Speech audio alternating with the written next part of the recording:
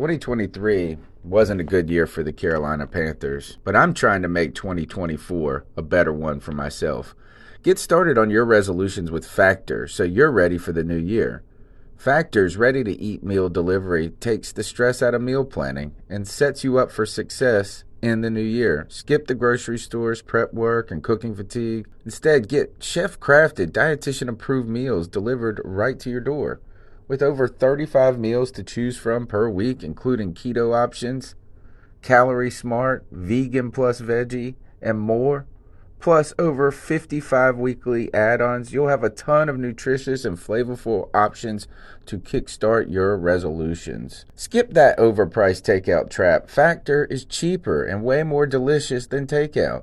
Get chef-crafted, restaurant-quality meals delivered right to your door, and they're ready to heat and eat in just 2 minutes, which means more time for you.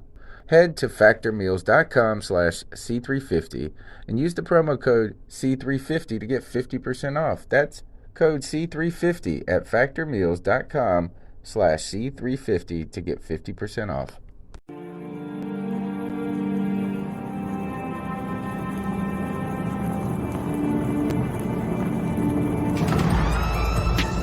In a world where Carolina Panthers fans have an insatiable thirst for Panthers news and opinions, only one podcast roars ferociously. It's the C3 Panthers Podcast. What's the deal, Panther fans? It's your boy, the Professor, a.k.a. Tony Dunn, and it is the C3 Post-Game Show where the Carolina Panthers fell 21-18 in their first preseason game on the road against the Indianapolis Colts. And there is plenty to talk about despite the Carolina Panthers not playing a single starter from what it appears in this game. Maybe a special team starter could have made an appearance in this game, but that's about it. 2 turnovers on defense, and Joey Sly continues to not be a Sly of relief. Struggles in this loss.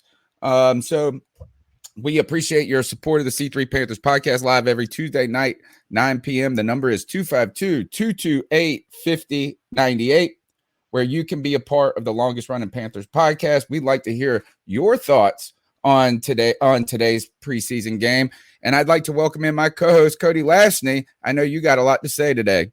Oh, I do have a lot to say, and we did see starters because today you watched Brady Christensen kick ass the majority of the day, and I'm doubling down that that's our right tackle, folks. But listen, we have a ton to talk about. I'm excited. I'm pumped. I know you guys are. As always, we have the most lit Panther chat room in all of YouTube.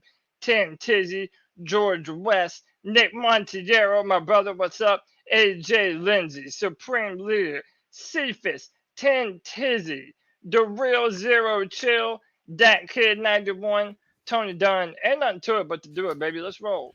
CK's in the house. How you doing?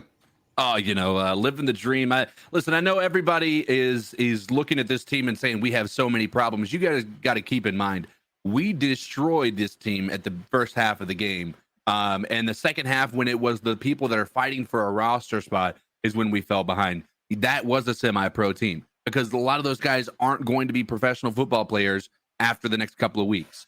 So don't let it get you down, guys. I think we have a lot to talk about. We can, I'm going to bring in some unpopular opinions about this game and, go from there. Don't forget, today's show is powered by Volta. Quit taking my banner down, Cody. Own your own energy with Volta. If you're a homeowner in North or South Carolina and you want to add equity to your home, achieve energy independence, throw some solar panels up there and take advantage of federal and state tax credits, you need to talk to our man, Kevin Brown, solar consultant. You tell him C3 Podcast sent you. The number is 704-215-3373. Let's go ahead and jump into this preseason game, guys. The Carolina Panthers, it looked like a tale of two halves in many ways. The first half, the Carolina Panthers looked pretty decent despite not having any starters in there. PJ Walker given a full half, and for weeks, if not months, and maybe even a year and a half, 2 years, we have been discussing the potential backup quarterback battle of the Carolina Panthers. and that being between PJ Walker and Will Grier. We'll start with that. PJ Walker comes out and starts hot, 4 for 5, hits a long pass to Terrence Marshall Jr. I still don't think Terrence Marshall Jr. is fast as you guys say he is. I thought he should have been going to the house with that. Good Lord. But he did get catch from behind. He does look like an NFL player, and we should be excited about him. PJ Walker in his debut. What'd you think about PJ? Had some good, started out hot, and then kind of cooled off as the game went along. Did score a touchdown finally to Tommy Tremble, and Steve Smith said that the pass was not intended for him, even though actually it was a good thing that Tommy Tremble caught that pass. Exactly, because it wouldn't have counted. But yeah, because Omar Bayless was all out of sorts, out of bounds in the back of the end zone. Tommy Tremble and a lot of rookies in there playing, showing their stuff. But let's start with PJ Walker versus Will Grier. Your thoughts on PJ's performance? So listen, I think PJ kind of had a mixed bag today. We saw the arm talent as always. We saw that moving to his right, he's weirdly very good.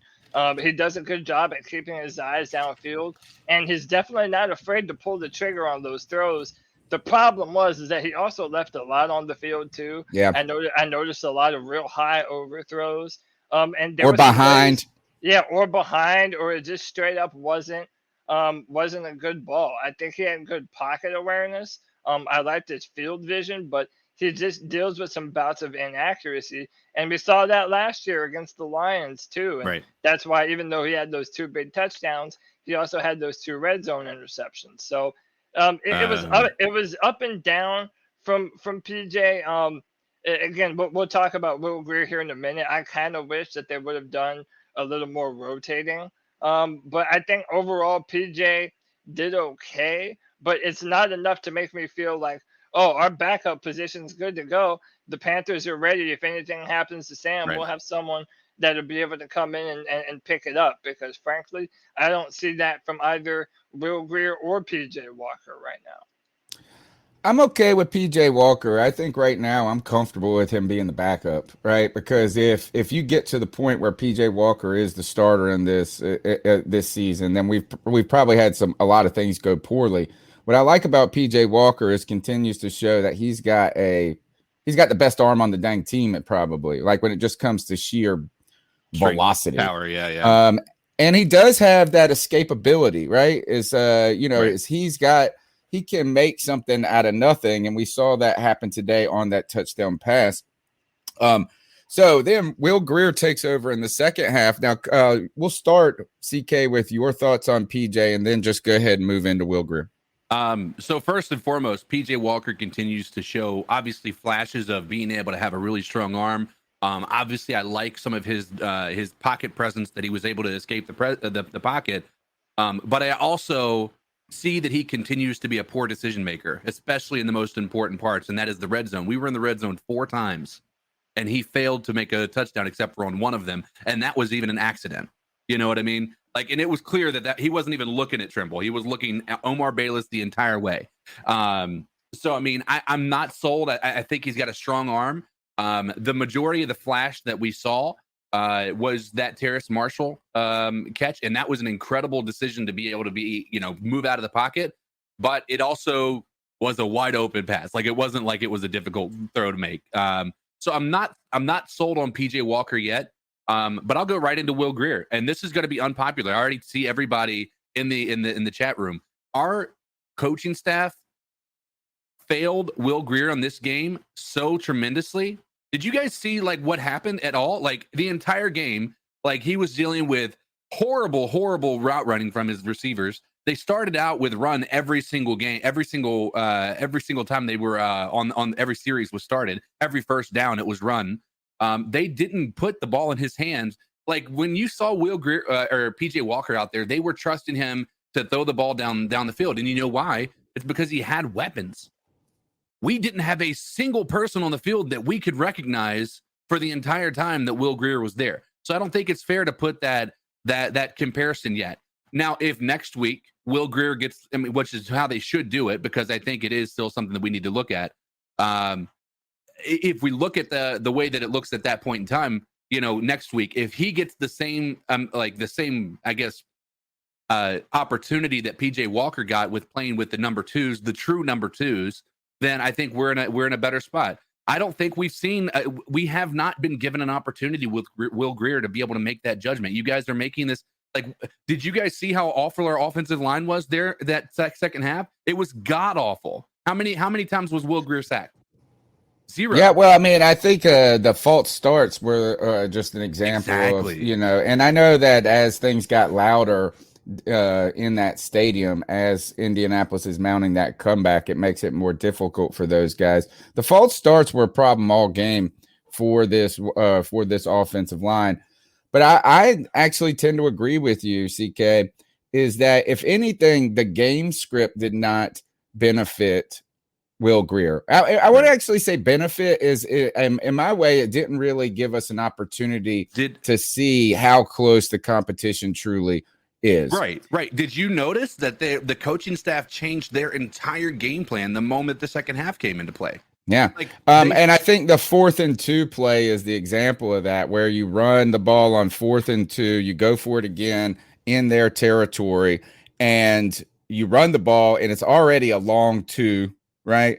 And on top of that is that we don't really care about truly getting the first down there. We kind of care, I would think, in seeing and evaluating how Will Grier handles that situation. You did. I think also we should just remind this is that Will Grier is not one of Rule's guys, right? And you continue to see that kind of nepotism, that's been going on. As PJ is a Matt Rule guy, and I think there's over 10 on the team. Yeah. And I'd like to. What surprised me, like Cody said, is that maybe see some more rotation.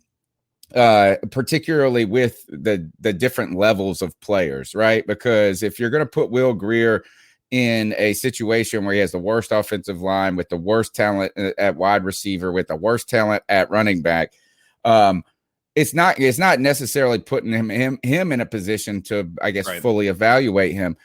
But what was kind of stunning to me about that lack of rotation is I felt like when I was watching the training camp coverage, that I would see Will Grier's name running with the twos.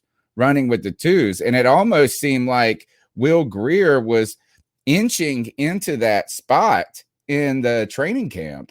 And then they come out and they really give a lot to PJ Walker. I want to credit PJ Walker, though. I think that while you see some of the ups and downs, there were some missed plays and lost plays, he did really command the offense in a good way.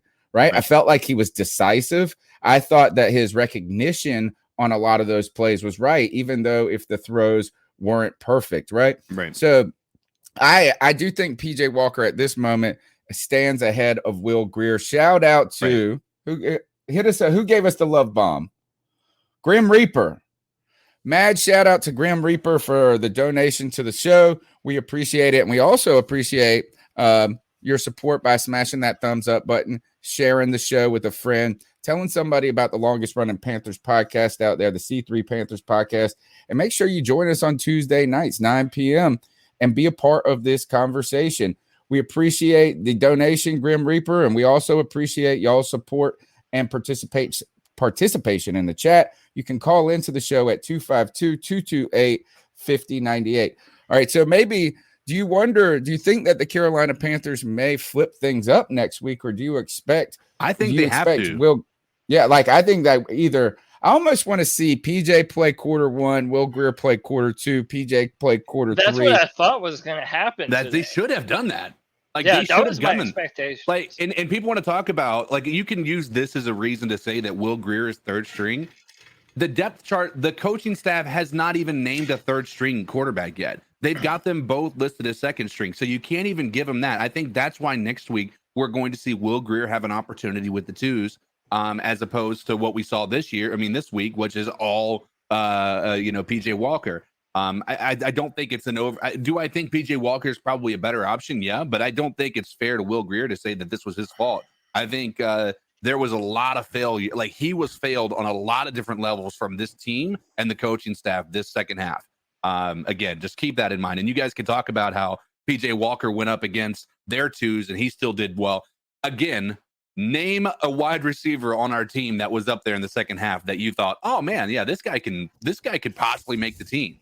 Not a single one. Well, actually, I think the scarier part would be the offensive linemen that were in front of him, and how are any of those guys going to make the team? They were jumping at everything towards the end of the game. Let's go on and move. Let's move to another sad story on this team. Joey Sly comes out and really looked good to start the game, it felt like, right? Comes out, hits a couple of field goals right in a row in the beginning, and then as soon as he had that one field goal that barely got in, where it almost looked, I don't even know how you could, where the referee looked at the other one and said, I don't know what he saw, right? And they call it good. It was technically good. Then he misses an extra point after that, misses a field goal after that. Joey Sly, we put a lot, I think, of confidence into him going into this season. And I don't think the fan base did necessarily. But what I mean by that, there's no other kicker on the team, right? Yeah. And so Joey Sly goes out there and in a kind of a moment he needs to really continue to show that he has more than potential, but could be a plausible player, kicker, or plausible option for this team. Really struggled down the stretch in this game. Your thoughts on Joey Sly? I think that it's honestly kind of ridiculous that we didn't bring in any competition to put him or to put with him, to push him. And I mean, we did that for just about every other position, but there's no legitimate, guy fighting for that battle with Joey Sly. And we did that even with Graham Gano. When Graham Gano had those bad years, we were bringing in guys to push him. I think you're definitely going to see the Panthers look to bring in some kickers. And I've been saying this since last year, man. I don't believe in Joey Sly. Straight up, I just don't. I never have. I think that he misses too inconsistently, or he misses very consistently, rather, from short distances. I mean, from the 40-yard line closer to the end zone, I just think he's not clutch. And I mean, it used to be you should feel comfortable about making an extra point after you get a touchdown. Well, I don't think we're ever going to feel comfortable with Joey Sly kicking extra points consistently. And I've been saying that too. Maybe he can somehow, turn this around, but I don't know. I'm just not a big believer in Joey Sly. I think right now that's one of the biggest holes on our roster right now. His inconsistency is a problem, and I could very easily see Joey Sly losing us some close games like he also did last year. Right. I wanted to. I think I've been. CK was originally the highest on Joey Sly. Yeah. Right to start. I think that I became the least lowest on him over time. Right. I thought that he was actually, a decent, an okay option in comparison to what we've always had that sort of inconsistency since we lost John Casey. Yeah. Right. I didn't think it was any more inconsistent than Graham Gano last season at points, but I think the team put a lot of responsibility on him going into this preseason game. I don't think that right now I'm getting lower and lower on Joey Sly each moment. Let me ask you this: what is it about this game that made you not happy with Joey Sly? Well, I think first is that the 34-yard or whatever 40-yard kick that he missed. Yeah, the extra point. I think that was the first one. I think the miss 63. I'm starting to get to the point where I excused the 63-yarders, the 65-yarder last year just because of distance.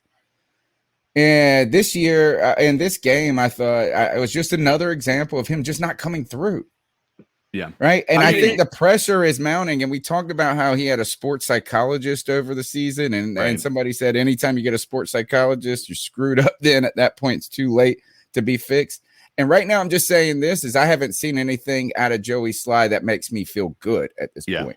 No, I mean, that one last thing, that last field goal that he made, he barely made that too. I mean, they even said down the commentary, it barely went in. But again, I don't think it was. to- I don't think it was as close as people. I think the angle made it look a our little angle to was closer. answer CK's question directly, I think Joey Sly's problem is his power. And I think you've even said before that Pat McAfee has mentioned, like, if you have a big leg, yeah, you might be able to kick a piss missile, right. but your accuracy is going to decline because of it. It's also similar to like when you have a big arm quarterback that doesn't know when to lay off the power. I kind of think that his power messes up his trajectory. Right. And I think that has been a consistent problem of his throughout his time here. Right. Like, obviously, I'm hoping that he can get better, but it's like, dude, there's a saying, hope in one hand and shit in the other. I just don't think we've seen enough advancements from Joey Sly to feel confident about him. Right. I think the Panthers need to be actively looking for another kicker, or at least someone that can compete with him. I think so too. I think that that's something that it should have always been from the beginning of camp. There should have been a competition of some sort, because Cam says it best. I mean, competition breeds the best in people. Like, you're going to get somebody who's better or not, like, and you're going to find out who you want on your team based on that. I agree 100%. Here's the reason I asked that question, is because he did miss that extra point. That was, again, you could talk about it was an extra point, but it was with a 10-yard penalty because of a holding call that had taken place. But it's still, he missed it. And, hands down, he missed it. That part's done. The other part is he missed the 63-yarder, which, again, I agree with Tony. He didn't come through on another kick that could have very well given us a nice little edge going into the halftime, but it didn't happen. So, nonetheless, 63-yard. Can you still forgive it? I think so, to a degree. Now, the part that I agree, I think, like, he was very close to missing 2 of these field goals that were counted as, and again, very close or close. I mean, we can, until we see camera angles, it's hard to say. I think I tend to lean towards what Tony was saying, which is I don't think it was as close as people probably were thinking. But at the same time, you can't sit here and blame him for almost missing. It's the exact same thing. People were jumping down my throat because I was saying that Dante Jackson's interceptions weren't as impressive because he was throwing the ball wide open out in the middle of an open field, and he was just good as a wide receiver. Well, you can't blame him for being able to, for being in the right spot at the right time. You can't blame Joey Sly for making a kick, even if it was close to missing. Same concept. So I think, I think it was actually how he responded after the almost missing. Right. That was kind of disheartening. Like, it seemed like, all right, now it's in his head. Right. Is that eats now all of them. It's, the first one's like right down the middle. And then as soon as he gets a difficult one, it's kind of hard to snap out of it. I've always said kickers don't lose you the game. Right. Like, when you put all the pressure on them, like, I think a good example is that, like, with the games last year that we could have won if Sly hit those long field goals. They don't lose you the game, but they have the opportunity to win the game for you. Right. They got the opportunity to be the hero at that moment. And right now we're starting to question if Joey Sly has got the fortitude or the mental fortitude at this point, or just even the consistency. That's what we're looking for there. Let's switch over to the defense, guys. Oh, actually, one thing, Rich Kingston, I know you're out of in another country. So if it's easier for you to record an MP3 and email it to me at carolinachronicles@gmail.com, I can get you on the show. The number's 252-228-5098. We'd like to hear your thoughts on this initial preseason game and what you saw. Let's switch over to the defense, guys. We didn't see any of the defense that's going to be playing in week 1. Not a single player. There was instantly disagree. On the defense, who is the guy? If you say Christian Miller, I'm gonna lose my mind. No, you're Turgos Matos. I think so. Listen, at the end of my Friday free for all, I said the 2 players that I really wanted to see a big day from.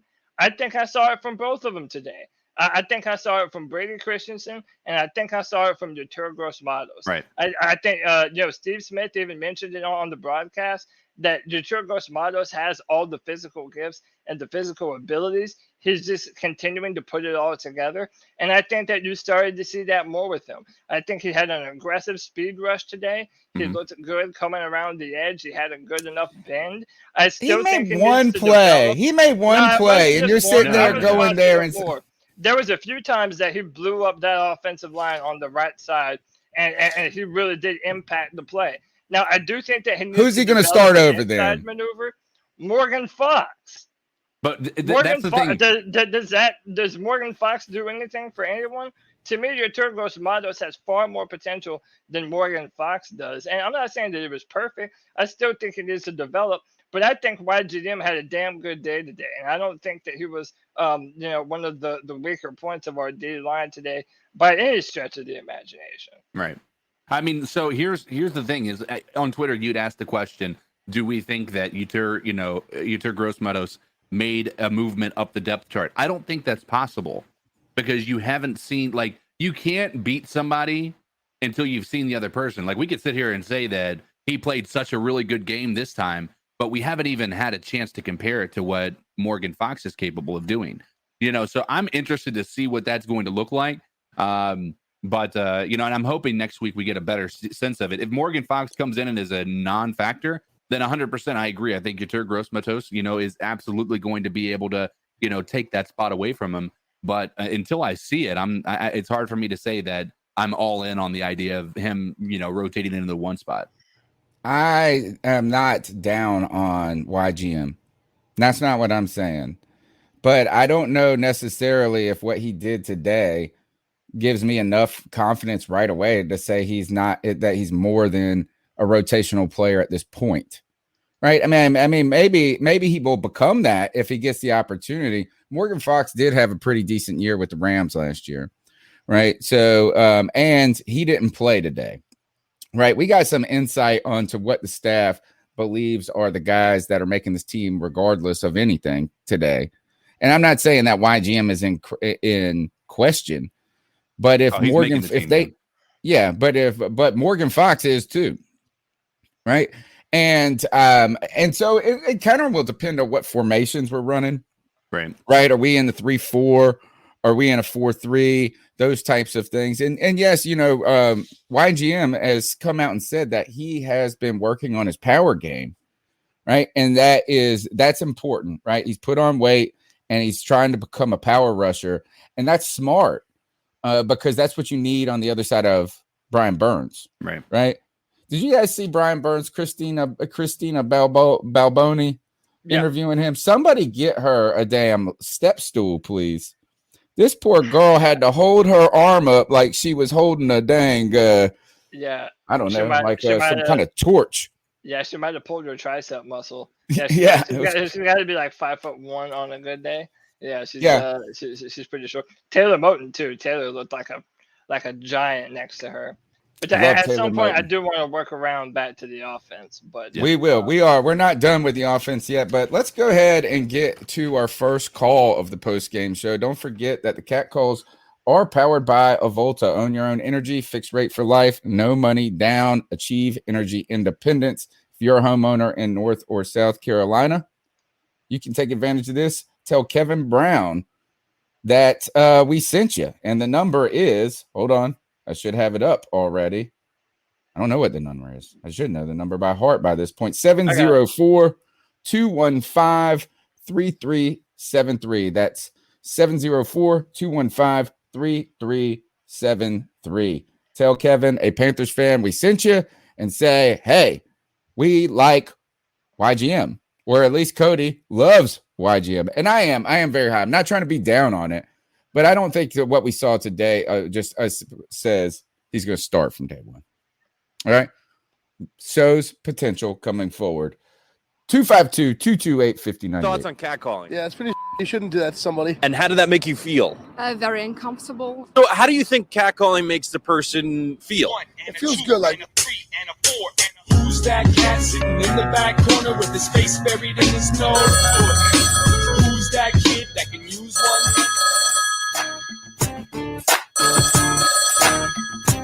The sound is gone. How is the sound gone? Should be No, I pumping hear through. Okay. What did I say? I don't hear the call. Oh, I haven't started yet. Oh, yeah. Guys, it's Rich in England. First time in ages I've called in. Rich. I hope you're all well. Good to see you. I've watched live. All right, where were we? Yeah, Joey Sly's overthinking it. I used to kick goals playing rugby. He's got a big leg, and when you kick through the ball, it kind of makes it go slightly to the left, like you saw on the 63-yarder. So for accuracy, he's clearly deciding to sort of open his body out, and he just pushed those two kicks. But you can't have that. Anyway, he's gone.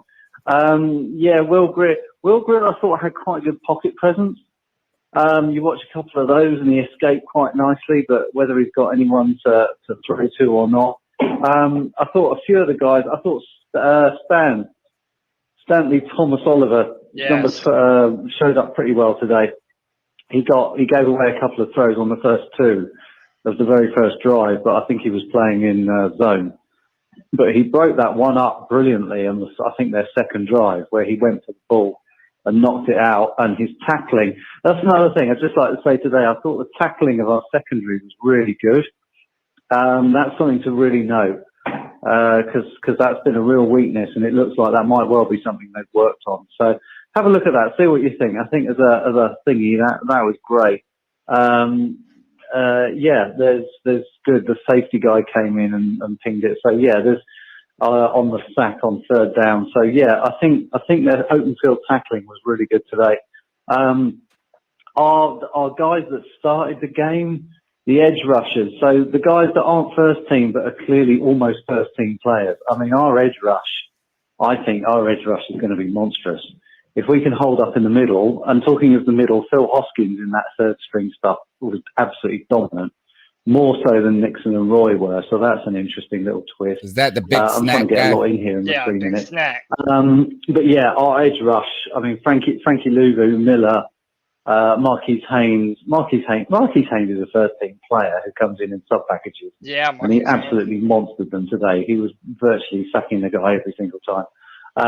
Anyway, so no, some positives. Not sure about the coaching. I mean, the fact that we're kicking field goals all the time, maybe we should at least try on fourth down in the preseason. You know, what was the point in trying to kick field goals to win when we lost anyway? You know, surely this is practice. Preseason is practice. I don't know what your thoughts are on that. And lastly, Matt Rule treating everyone like children with his "don't beat yourself, run to the line and tap it." Well, where the fuck was that today?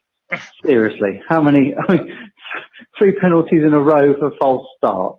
The man wants to train to coach kids. I've always been a bit skeptical of his approach, and I'm not entirely convinced. All right, that's thanks for the call, Rich. And again, Rich, anytime you want to call in to save a buck from across the pond, you can just email me the voice file at carolinacatchronicles@gmail.com. And this season we'll be working in the Discord and some things another way that you guys can be a part of it. The Discord link is in the show notes. Where do you want to start with that call? Is that I think we've talked about Joey Sly, is that we kind of we're seeing what Joey Sly is, right?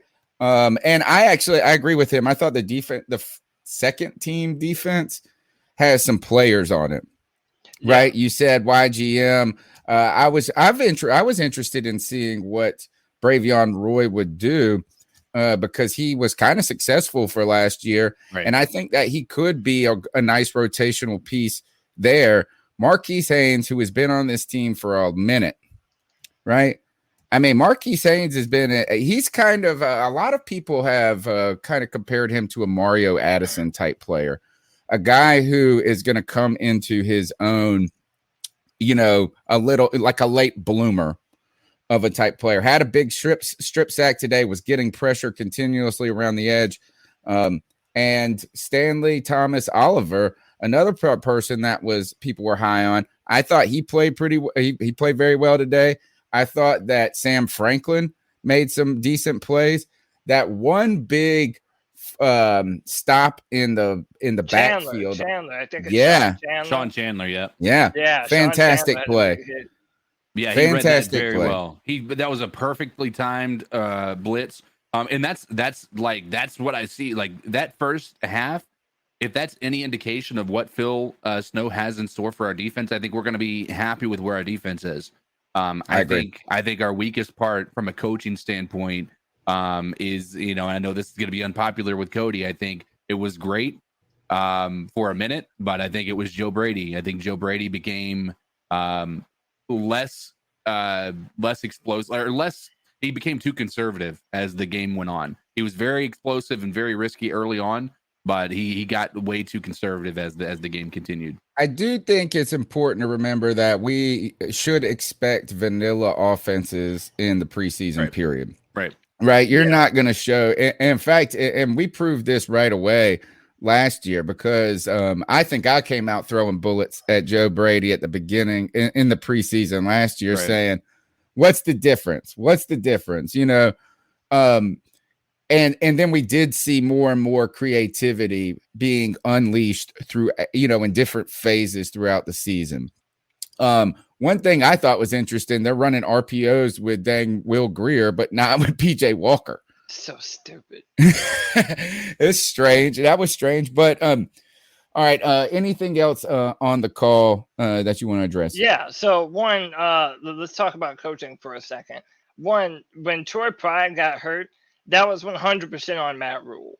And I have no problem putting that on Matt Rule, because the play previous, Troy Pride had went down and he was hurt, and you can tell that he was banged up, and they just marched him right back out there.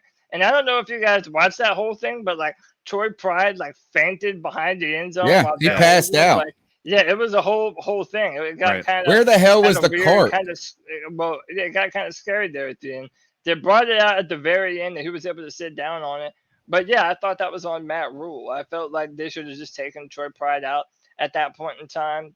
But those were two separate injuries. Yeah, one was it looked like a hand on the first one, I saw someone say. So I don't think it was any, and it was actually 2 plays later that I think he got hurt. I felt like personally, and this, call me crazy, but Troy Pride got beat that first one. He got smoked all game, bro. He got beat, and it felt to me that first time he went down was to take away from the embarrassment of being beat. I don't know that he was actually hurt. I felt like when I watched him go down, I'm like, I could see maybe he landed on his ribs, maybe the breath was knocked out of him or something like that. But my mind went straight there. I don't know if this guy's actually hurt or if he's just trying to save face in the middle of being beat, just flat out being beat. That last one, that was a knee injury. And I thought that he was in a decent position. And that wide receiver made an incredible catch, and I was almost concerned that he was doing it again. But then when I saw him immediately grabbing his knee, I was like, yeah, this dude's definitely not lying there. I don't know that he was hurt that first play, if I'm being honest. I still wouldn't have put him in. I didn't think that it was This happened to somebody else last year too. Was it Troy Pride that it happened to in the preseason last year as well? There was and I remember you, Cody, saying, I think he shouldn't have played him, trotted him right back out there. It's almost like I've had deja vu of this conversation. We've had this conversation before. Maybe so. Listen, I don't think he's going to make the team. I think a bunch of other players that kind of stood out today, much bigger than him. I think Stanley Thomas Oliver had a really good day. Big snack, as was mentioned in the call, had a good day. And then Marquise Haynes too. Another thing that we got to remember, and I think Sideshow Rob pointed this out earlier, is that the guy's a 30-year-old linebacker already. He's already kind of up there in age. If he's going to do something for us, it needs to happen now. We need these guys to turn it on and to look good. And CK mentioned Joe Brady. I also think that whenever Joe Brady has a hesitant quarterback under center, you're never going to be able to see the true dearth of what Joe Brady is doing. Right. And again, I've never been a big believer in Will Greer. I think he's had too many chances, too many opportunities. I think right now the fact that he didn't start over PJ Walker is an indictment on his skill. I can also go back years and look at all the players that he hasn't beat out. He's never beaten out PJ Walker, Kyle Allen, Taylor Heineke, hurt Cam Newton. And essentially he was drafted to be the backup plan in case Cam Newton got hurt in that 2018 or 19 season. So I don't know. I don't think Will Greer is very long for this football team. Yeah, I think is that the competition's not getting closer at this point, right? And some of that can be situational. I think CK brings some good points about that up. Now let's flip back over to the offensive line at the offensive side of the ball before we hit the next call. Yeah. Chuba Hubbard got a lot of work in this game and really started it off poorly, I thought. Or unexceptional to begin with. I thought he struggled in the beginning, fell down on the play, didn't show anything fantastic in the beginning, but then was it a third down or a fourth down play? It was a third down run that was looked to be stuffed right away, bounces it and takes it like 60 yards. You start to see some of the, I guess, what the coaching staff wants out of them. I thought they fed him the ball a lot. And then you also saw on a fourth down play, they threw the ball to him and he didn't catch it. Right. And that actually led to the 63-yard field goal attempt by Joey Sly, which would have been shorter. And I'm not using that as a defense of Joey Sly. What do you think of Chuba Hubbard's initial performance? I drafted him in my fantasy league late because we're a dynasty league. So you're trying to find gems late down the road that somebody who can become something, maybe not this year, but down the road or with the opportunity. Your thoughts on Chuba Hubbard's first appearance? I'll let you go, Cody. Yeah, I kind of echo the sentiments of the chat going here. My man needs to get on the drugs machine. I mean, really, if he wants to make a team, I think there's no better way to ingratiate yourself to a team and by showing you can also catch passes. And I think that he definitely dropped a lot of passes today. Right. But listen, I also can't lie. That man showed up in a lot of big ways. And I think today was a good first step for him. He showed a lot of effort and not letting that play die and breaking off a huge play. And he was known for doing that kind of stuff in college.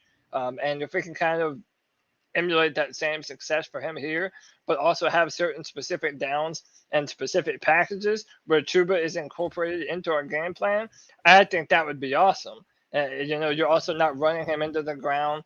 I do think that as time goes on, he's going to continue to fight to take that number 2 running back spot away from Reggie Bonifon.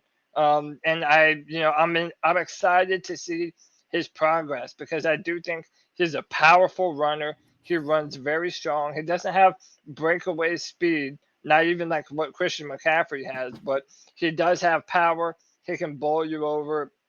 He does definitely have to get better at catching passes, and that's something I hope to see him improve on. But I think today, overall, if I had to rank good or bad, I would say Chuba Hubbard had a good day. Like he accounted for more positives than he did for negatives. And I also think PJ Walker missed him a few times too, and he dropped the ball, no doubt. Had a touchdown taken away. Yeah, and he had an extra point taken away. Or no, it wasn't. Maybe it was the 2-point conversion. Yeah, it was the 2-point conversion that was taken away. The part that I like to kind of, he had that 60-yard run, right? Yeah. All right. Do you guys know what his stat line, if you took that one play out of there, was? 24 yards probably. 21 yards on 6 carries. He wasn't great, right? But I think it also, when you look at some of that, like our offensive line wasn't really doing him a lot of favors on the run game.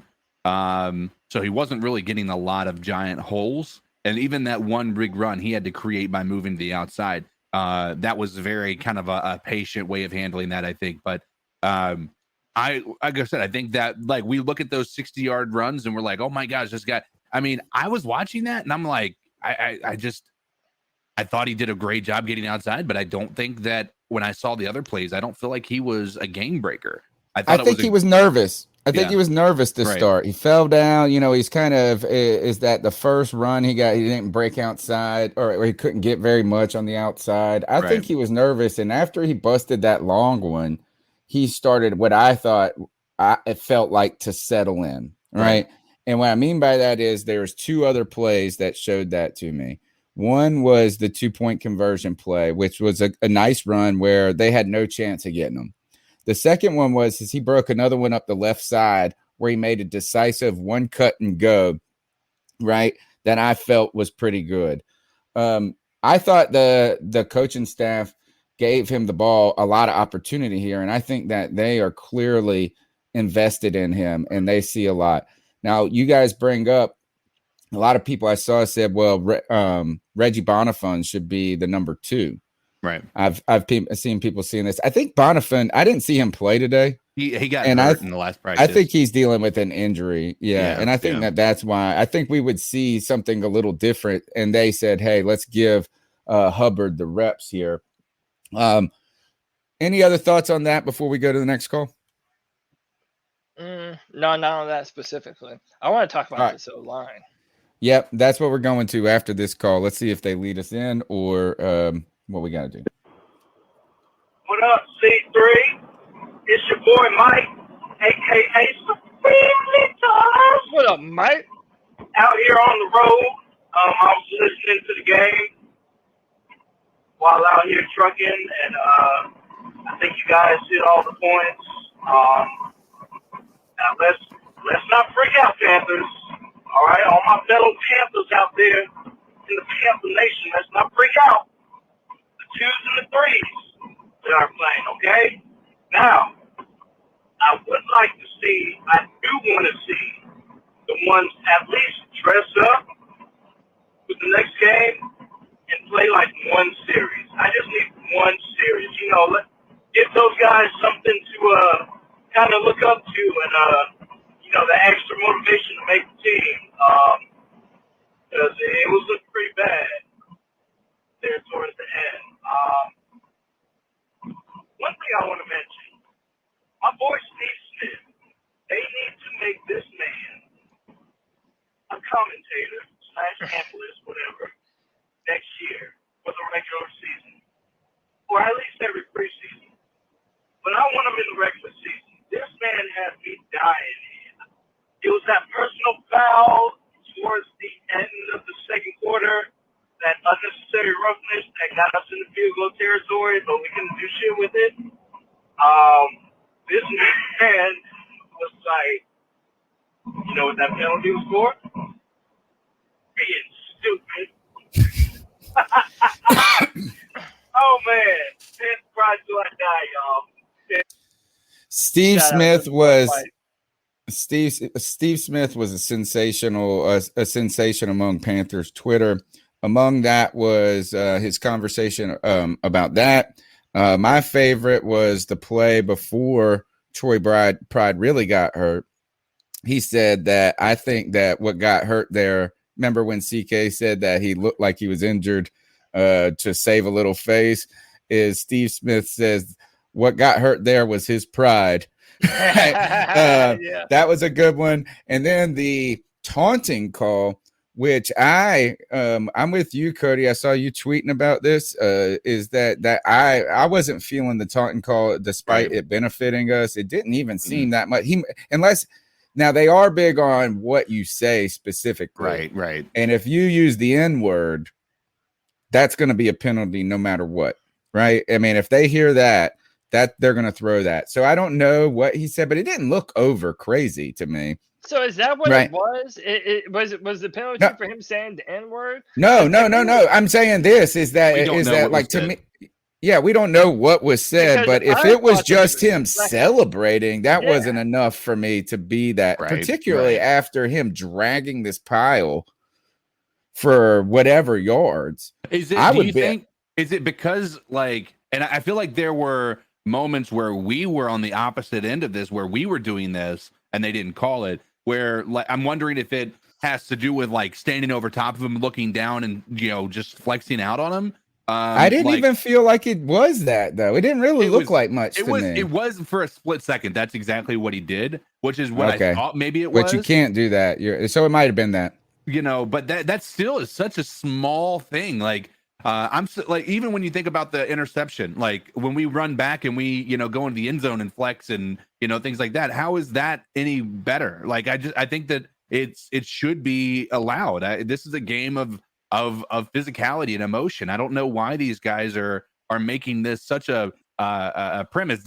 Every person in the player or in the NFL wants to play like that. And the only people who care about it otherwise are the officials or the owners, whoever's, making these decisions. I don't get it.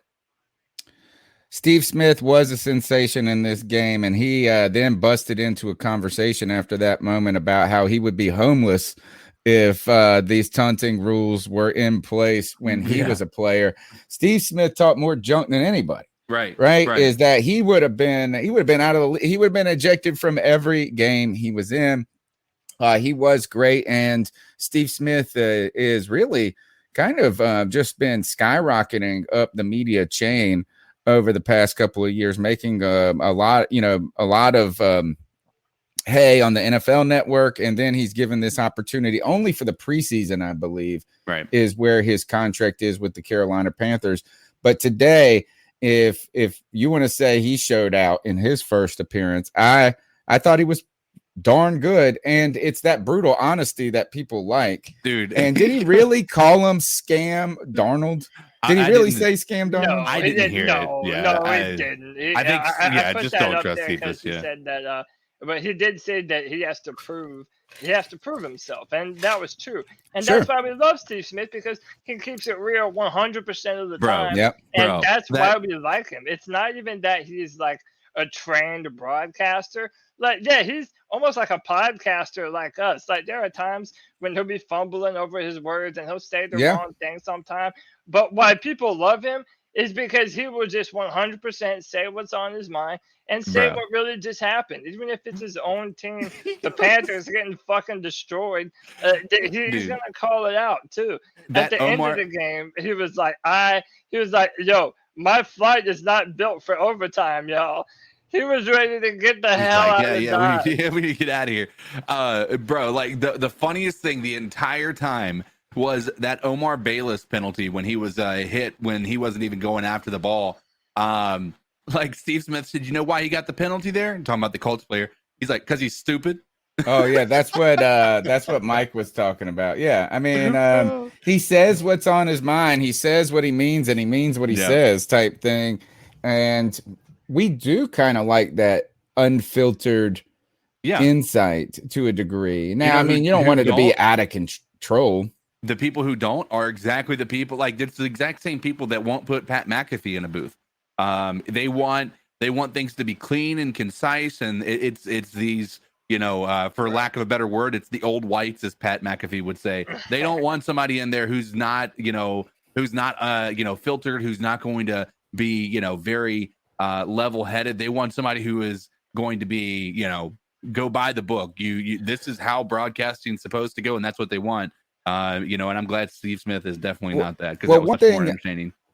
Another point about that I enjoyed about this broadcast from Steve Smith is similar to when Tony Romo does a broadcast. Is like their knowledge, they know football enough. Like Tony Romo explains football very well to people who don't know football perfectly, right? Like, I mean, he can tell you why these decisions are made. And I won't say Steve Smith was X and O in it like Tony Romo does. But what he did is that he attributed a lot of that jumping on the offensive line. He almost talked about the psychology of what these players were going through in these moments and how it was affecting their play, right?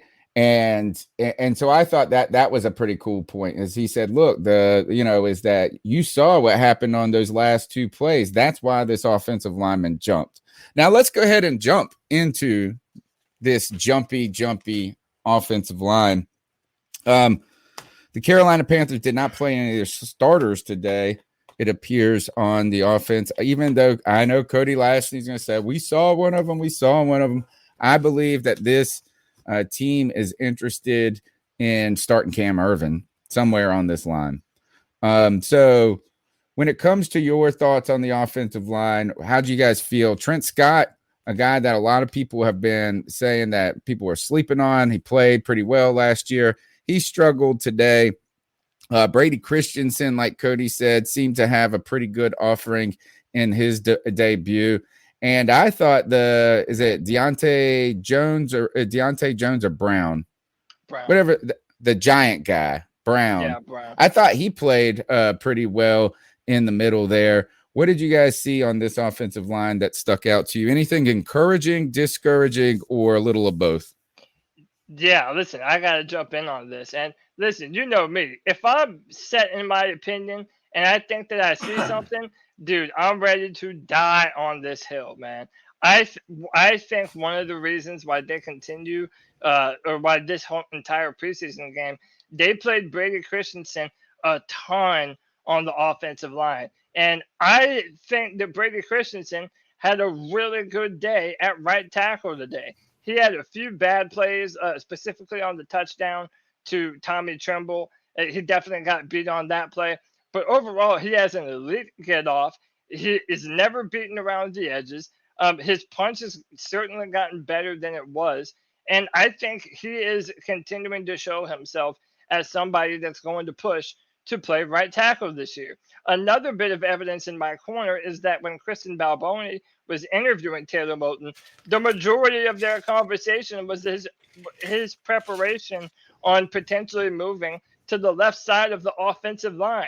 I think that this is what the coaches want to do. And the reason why I love this preseason format is because it does give the game more than just a preseason feel. Like, you have a bunch of 1s and 2s that are essentially playing the entire game. They're getting a full playbook. You know, there's more of a script that they're trying to follow. And we got to see a ton from our depth today, which is going to be our meaningful, Right. backups going into the season. Now these guys have gotten even more reps. They're going to continue to get more going forward. I personally love this idea of doing preseason this way. I know everybody wants to play the starters and everybody wants to see them, but I think later on in week 3, that's when we're going to really see our starters. But I'm telling you, man, our coaches want to put Brady Christensen at right tackle and Taylor Moton at left. And I don't know if it's going to happen. Well, then what's Cam Irvin? They like Cam Irvin, dude. Where's he going to play? I don't know. They like Cam Irvin. Just because you saw Brady Christensen out there playing pretty well today does not mean they dislike Cam Irvin. I think if anything is that if you're right with Moton on the left, I think Cam Irvin's going to be starting right tackle. I can even see a scenario where Cam Irvin is the starting left tackle and Moton is on the right tackle spot, and they are getting him in there in case something happens. Cam Irvin thus far has not been very impressive in practice. All the reports are, and apparently he's dealing with a shoulder injury. Again, listen, I feel the same way about Cam Irvin that I felt about Russell Okung. They're injury prone, and they're not really good enough to play left tackle. And I think that Russell Okung was good enough to play left tackle, dude. He played left. We just got him in the twilight of his career. From doing that. Not when he was in Denver. He was a Pro Bowler in Denver and then a Pro Bowler again when he went to San Diego at the time. It was just we happened to get him. We got him 5 years too late. We had the opportunity to get him instead of Matt Khalil. We got Matt Khalil. So, I mean, in some ways, I think like a long in the tooth Russell Okung, who has at that point had struggled with injuries. I just don't think it's fair to say that Russell Okung couldn't play left tackle when he was a Pro Bowl left tackle. But is it really out of the realm of possibility for people to believe that Taylor Moton might just end up being the best option that we have at left tackle on the football team? No, it's not out of the realm of the possibility. They wouldn't be trying. I mean, but Steve Smith even talked about the difficulty in changing positions. And for the last 5 days on Twitter, I've seen people cry and complain about offensive line not being interchangeable parts, despite us always interchanging them as the season goes on. I mean, I think it's not. I mean, I understand that it's definitely different, and normally you don't want to ask a legitimate badass right tackle to move. But I think in this day and age, versatility is everything. And I think Taylor Moton is down to do it. He even said in the interview that he's been preparing to do it since before training camp. He's been taking reps at left tackle. He says that having guys like Brian Burns and Hassan Reddick going after him all the time is obviously good for his growth, and it's helping him to learn the position better. And I honestly think that it's going to happen. Maybe Cam Irving is going to be a starter, but I just believe in my bones that Taylor Moton's going to be our left tackle this year. And I think they want Brady Christensen to at least compete for that right tackle spot. It was nice to see him playing right tackle rather than right guard. Yeah. Yeah, but they even had him at left guard, and he was definitely better at tackle than he was at guard. And I put that would on be Twitter, interested too. to see if didn't he play left tackle in college? Yeah, Christensen played left tackle at BYU. I wonder why they aren't. Is there a reason that they didn't try him at left tackle today over Trent Scott? I'm hearing arm length, but again, to me, the whole arm. It wouldn't surprise me because apparently it's a really big deal amongst coaches at the left tackle position, and I understand why. It's not lost on me. It's important to have long arms, but that's one of the reasons that I'm hearing that they want to put Brady Christensen on the right side. Again, I don't know how much truth there is to that, but a lot of people were saying, why not let Brady at least have some reps at left tackle?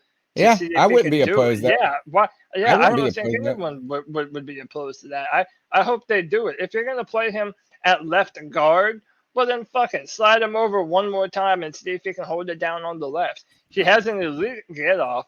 His kick set is really, really good.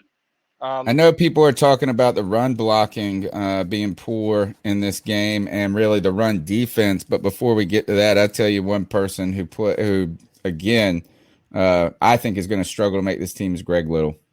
I agree. Yeah, I agree. I think so. I mean, he played with the bums. He played with the bums, and they were still really bad. Like it wasn't like he added anything to that. Yeah, he looked like a bum amongst bums. Yeah. Also, note on the I'm not overly concerned about the run defense at this point, given that we did not have anybody in the second and at the linebacker or the second level playing today that's going to start, right? So I just now it is concerning if we have some linebackers go down because I couldn't tell you one name at the linebacker position on that played today. Well, I couldn't tell you one name. I don't feel like the linebackers were an asset at all either. Like it felt like they were absolutely a liability in my opinion. There were a couple of good plays, but they just did not. I did not feel like these guys were out there just breaking up plays left and right, calling out the offense. Which again, a lot of these guys were just signed a few days ago. So. Sure, but it really, I think I was on went on vacation to Cancun. The snake nest is what it actually translates to in Mayan this past week. But I peeked at y'all's show title and about the lack of depth, right? And I think the linebacker core is a position group right here where we can see that right away. First of all, they're kind of, I wouldn't say quite. I'm very hype about Hassan Reddick. And I think there's going to be a lot of it's a lot of good things are coming out of it. So I'm very optimistic on him. But throughout his career, they've struggled in Arizona to find out how to appropriately use him. And to me, it seemed like when he was having success last year, he's more used as a stand-up Russian kind of defensive end, that they called a linebacker. Yeah. I think the pressure is on Shaq. This team, they love Shaq more than this coaching staff loves Shaq more than anybody, especially more than me. If Shaq Thompson not only needs to play pretty damn well this season, he's got to stay healthy. And I'm not saying like he had, actually, I think early in his career he struggled with some injuries, but it's just imagine if Shaq, it's already going to be bad enough if Shaq ain't great. If he's absent, good Lord, what are you going to do? Yeah, our linebacker depth is. I named the Friday podcast Panthers depth chart is shallow, and that's the one I saw was from Friday. That's right. Yeah, and our linebacking core right now is not very deep, and again, you have to even consider guys like Lulu and Christian Miller. Like those guys were more pass rushers and blitzers than anything. Hassan Reddick's primary role is going to be more of an edge rusher type. And we're going to have him standing up more. So I could also see him being used a lot on third downs. But that's why I thought it was really important for somebody to step up, like a YGM or a Christian Miller, somebody to be able to hold up on that end of the defensive line and really set up a strong physical run. Because even from that position, like Hassan Reddick, he's not the biggest guy in the world. So him against a big tight end or even a left tackle, those aren't advantageous matchups for him. So I really think our linebacker depth is a concern right now.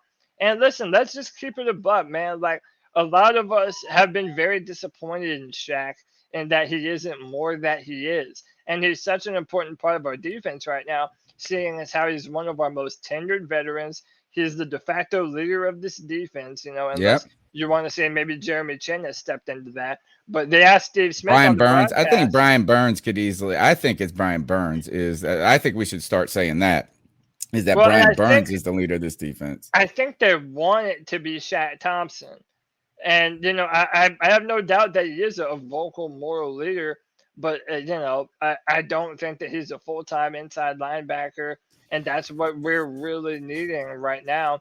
The fact that we haven't seen Perriman is also a problem because, again, we just don't know what we're going to have from him. But, you were talking about Cam Irving. Like, we brought Cam Irving to be a really important part of our offensive line. Well, I think in the same light, Denzel Perryman was brought in to be a really important part of this linebacker core. And until we see him out there and what he can do, we're just kind of left guessing as to what we really have at that position. And when we had guys on from the Charger Chat podcast, they kind of highlighted Perryman's inability to stay healthy as being one of the the downsides to him is pass coverage type liability and being not staying healthy. Guys, we're going to move on to the next call, but don't forget we got to come back to Terrence Marshall Jr. Before this show is over. The number's 252-228-5098. Let's hear what you guys thought about this preseason game. Smash the thumbs up button, folks. Hey, I think Tommy Tremble did real good. I was very disappointed with the offensive line, except for Brady Christensen, who I think should start at right tackle. I wasn't really impressed with Chuba Hubbard, but it was one game, and he can't run through a hole that ain't there. So I also was impressed with Sky Smith's big catch. I really don't think we need three quarterbacks on the roster. Maybe put one on the practice squad or get a younger guy on the practice squad. Defensive wise, I still think we need issues at offensive line, but I'm not so much worried about safety as I was.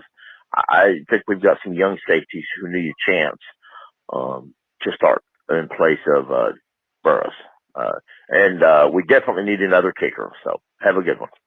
Yeah, actually, you know what? I agree with almost every point of that call.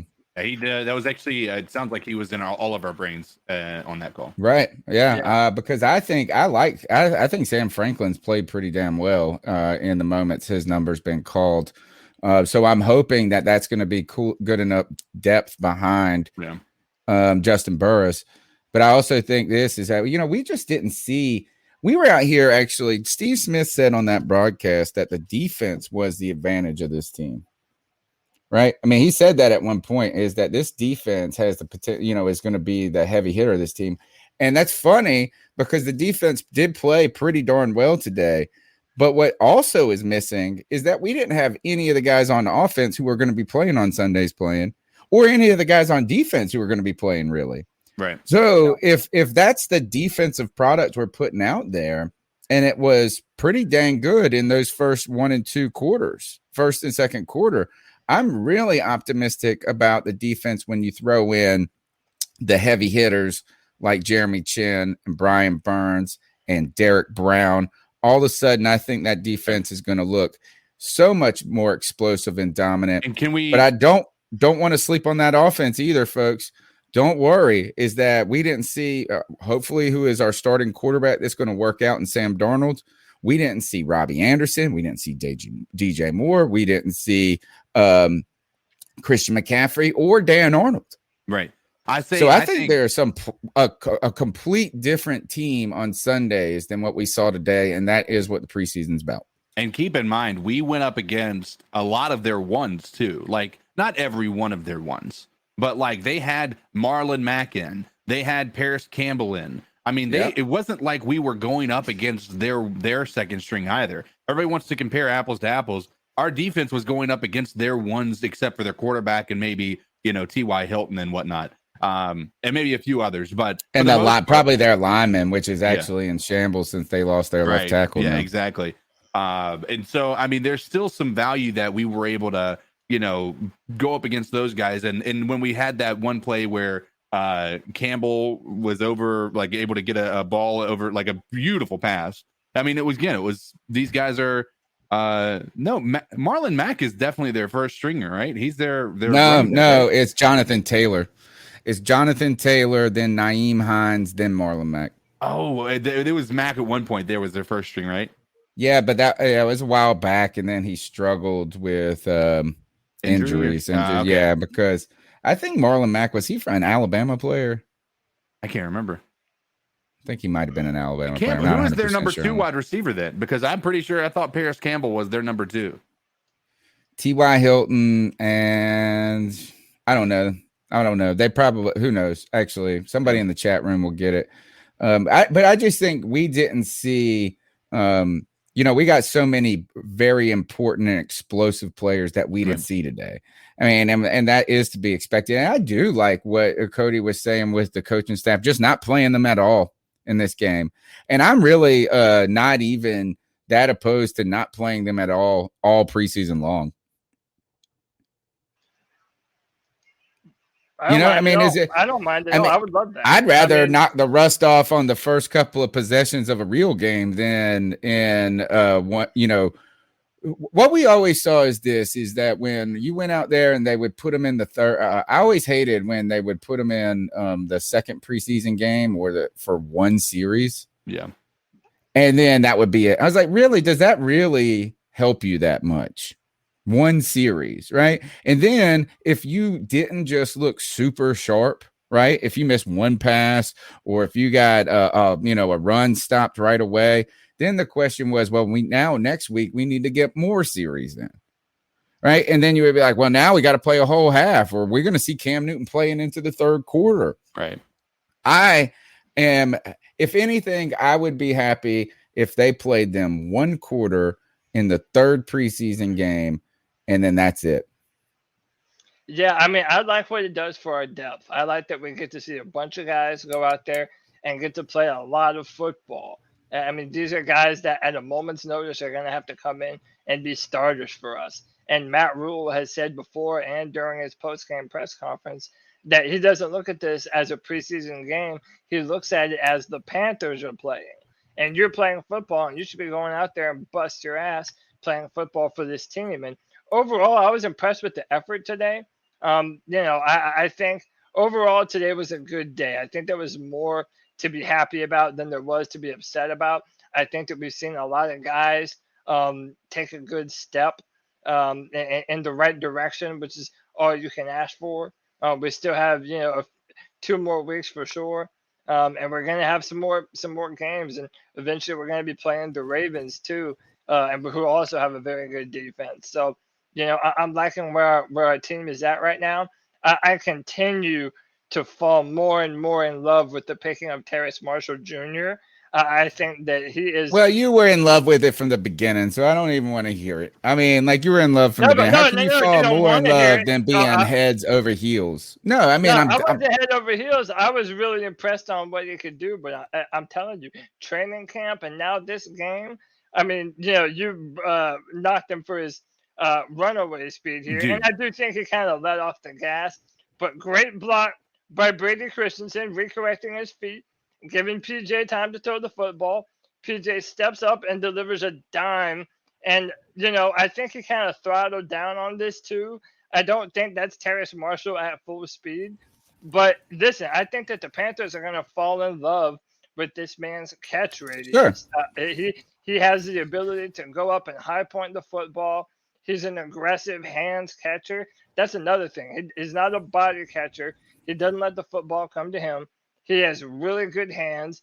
And, I think he was also open a lot of times today, and the quarterbacks just didn't target him. And I think that over the course of the season, Well, I think they really tried to work him into the game too, though. I think they tried to work him into the game plan. Yeah, he was the guy that they said, "Man, let's get him the ball." The most impressive part about that part right there is his awareness of the scramble drill. Like, that wasn't his route.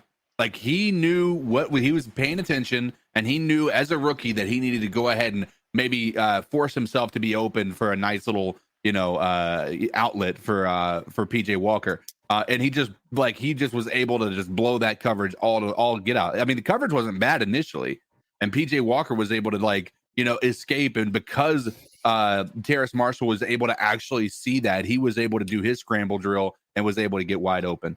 It was a beautiful play. I think I was regardless of the actual the catch or the pass, or the most impressive part about that was his awareness, in my opinion. I wanted to see if he would have taken that play to the house, Cody, and he showed me that kind of runaway speed, then I would be sitting here going, because by the way, I drafted him in my Dynasty Fantasy League, not for this year, but for next year when we do not have Robbie Anderson. Somebody put this up that the more Terrace Marshall plays, the less Robbie is needed.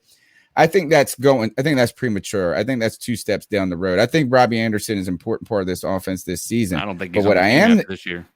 Right. This season, I don't think it will be, because he's going to probably cost us too much money, and we're going to probably be cycling the money elsewhere. Yeah. But what I am excited about here is I think that when we get in the red zone, that you're going to see 3 receiver sets of DJ, Robbie, and Terrace Marshall Jr., and then Dan Arnold out there. And then I think that Dan Arnold and Terrace Marshall Jr. bring you the size and presence in the red zone that DJ Moore and Robbie Anderson don't, right? And then I think you're going to see one thing, though, from Robbie Anderson this year that you didn't see last year, and that's the home run balls. Yeah. Right? Is that Robbie Anderson, if anything, overplayed his what we wanted him to do last year when he became a possession receiver because of his quarterback.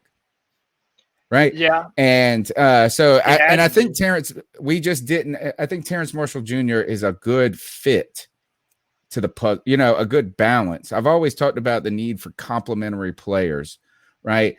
And, Robbie Anderson is a skinny mini, right? He's as skinny as they come.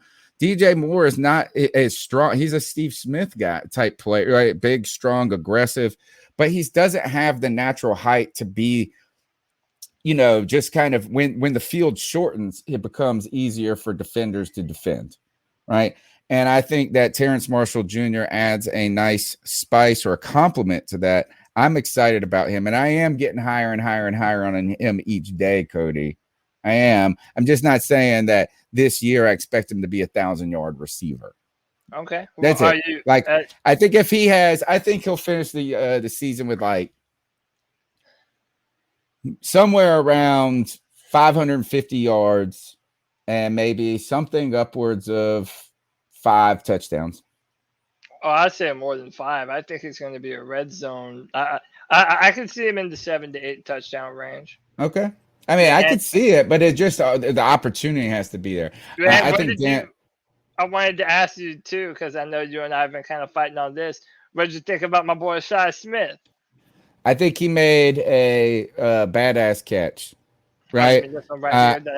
Like the footsteps. He heard the footsteps coming, and he still pulls it down.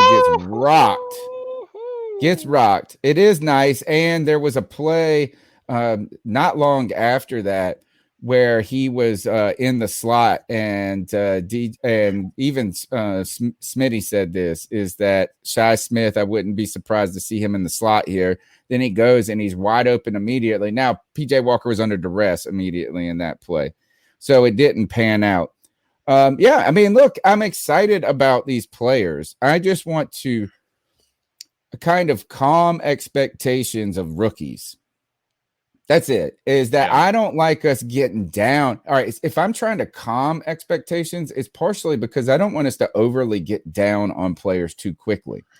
I thought at first that we did this a little bit on Troy Pride Jr., but now going into his second the second season, and an opportunity for him to step up and be a big player. He got smoked today. Now he is hurt now, and it's a different story. So if Terrence Marshall Jr. comes out with 350 yards and 2 touchdowns, I'm not going to see it as a bad thing right away. I want it to be more. And if Shi Smith doesn't really make a giant impact on this team, I'm not going to write him off as a poor player right away. That's what I'm kind of trying to temper the expectations when it comes to these players. Brady Christensen, is that it's exciting that he played well at right tackle today. But I want to see him, what he can do in his second and third year, unlike Greg Little is trending the wrong direction. Yeah. Right. So that's my kind of point is I just don't know. I just want to say calm the talk on Terrence Marshall Jr. taking Robbie Anderson's spot this season. And Matt Rule has even said that we know who our guys are there. We feel confident in those guys. Yeah. Hey, real quick shout out to hey man, this is essentially my co-host on the Friday Free For All. He's been there for every single one of them. My brother Nick, he said happy we were able to see guys that have had 0 or next to no snaps in the past. Any of those guys stand out and possibly start in your eyes. Keep pounding everybody. Appreciate you, Nick. I've already kind of made my feelings known. Did anyone? I mean, Tony already made his known too. He said none of these guys were starters, but not day one starters, is that I like, even Terrace. KK Short. Yeah. All right. Terrence Marshall Jr. Right. I could see number 3 slot. Yeah. Yeah. I mean, but when they put the starting lineups out, they only put 2 wide receivers usually, the left, is that, I think Trimble, I don't think he's going to be, I think they're only going to list 1 tight end as a starter. And I think it's going to be Dan Arnold. I think he solidified that. I think it was not guys with 0 reps that impressed. It was the guys, I think Stanley Oliver Thomas played well today. Yeah, thank you. And I'm high on Sam Franklin. I always think he's played pretty well in limited moments. Brady Christensen. Cody thinks Brady Christensen is the day 1 starter. I don't know if it's a day 1 starter, but it is nice to see him perform pretty well in his first game. And it's also pretty well interesting because a lot of people said that was a poor pick. Yeah. The Christensen pick? Yeah. There's a vocal group of people who said that he's overrated. Yeah, everybody in the 4-man rush. we were fighting in the chat room before this too. Hey, listen, I like to call my shots. So again, I also want to clarify. I don't know if Brady Christensen is going to be the day 1 starter at right tackle. What I'm saying is that it's going to happen this season, and I'm betting on it happening much sooner than later. And by the way, I also reserve the ability to change that opinion after these next few games. If I think that I'm continuing to see progress from Brady Christensen, then yeah, I might just say I think that's the way it's going to be before the season starts. I have a question Okay. Yeah, I was going to ask. I mean, because we're talking about this, who we think is going to be starting.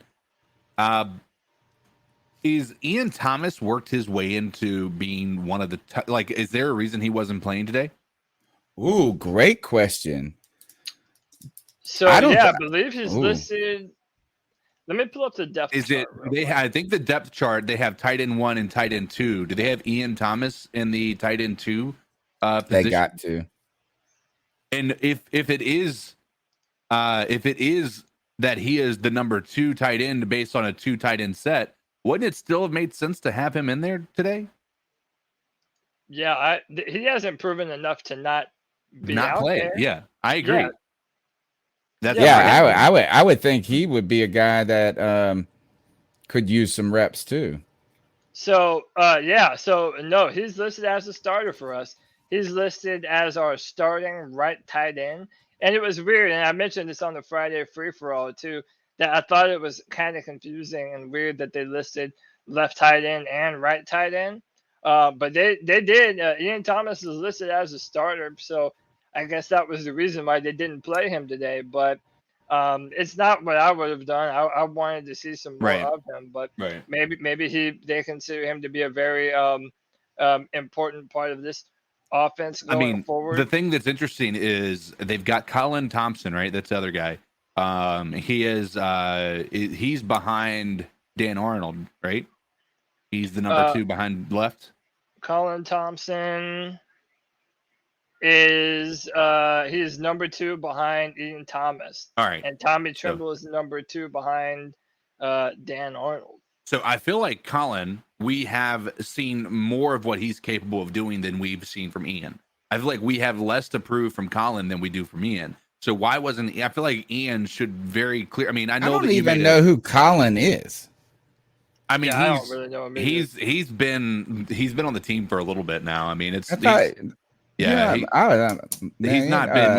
not like an impact player or anything like that. I think he is more of that blocking specialist type tight end that's not really going to offer much along the lines of like helping from the blocking game, but or helping from the passing game. But I feel like I would have much rather have seen Ian Thomas than Colin.